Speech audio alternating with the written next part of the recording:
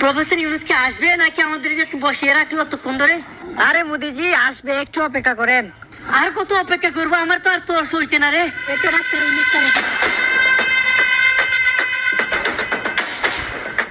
কি করে? বসেন বসেন বসেন। এত দেরি করলেন কেন ইউনূস স্যার? জরুরি মিটিং ছিল তাই দেরি হয়েছে। ও তাই, অনেকক্ষণ অপেক্ষা করছিলাম। তা আপনি একা আসছেন? মোদিজি সিংহ কিন্তু একাই চলে। তোকে কে বলেছে পাঁচটামি করতে? আমি তো সত্য কথা বলেছি। নিকুচু করে তো সত্য কথা, কিছু মনে করবেন না। এই পাগল ছাগল নিয়ে চলে আর কি। আচ্ছা ইউনূস ভাই, বাদ দেন সব, আসেন দ্বিপাক্ষিক সম্পর্ক নিয়ে আলোচনা করি।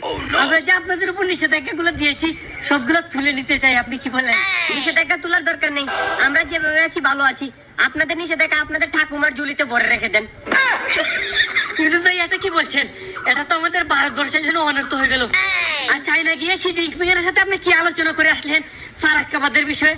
এটা তো আমরা আলোচনার মাধ্যমে শেষ করে ফেলতে পারি, তাই না? আলোচনায় আসতে চান? তা তো আর এখন সম্ভব না, কিন্তু আপনারা চাইলে নিষেধাজ্ঞা গুলো তুলে ফেলতে পারেন। ওই তো আমার চীনের সাথে কথা বলেছি, প্রত্যেকটা বাঁধের পিছনে একটা করে বাঁধ নির্মাণ করে দেবো। এসব কি বলছে? আচ্ছা ঠিক আছে, আসি আমি, সময় নেই। আরেকটু না না, আমার সময় নেই। কি করে ইউনূস ভাই কোথায় যাচ্ছেন? আলোচনা তো শেষ হয়নি, কি অনর্থ হয়ে গেল, চলে গেল। এক কাজ কর, আমাদের যে ভারতীয় মিডিয়া গুলো আছে সবাইকে জানিয়ে দিবি যে আধা ঘন্টা অপেক্ষা করে আমাদের সাথে দেখা করেছিল প্রফেসর ইউনূস।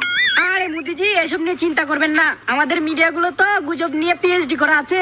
তাও ঠিক বলেছিস, আমরা তো জিতে যাবো মিডিয়ার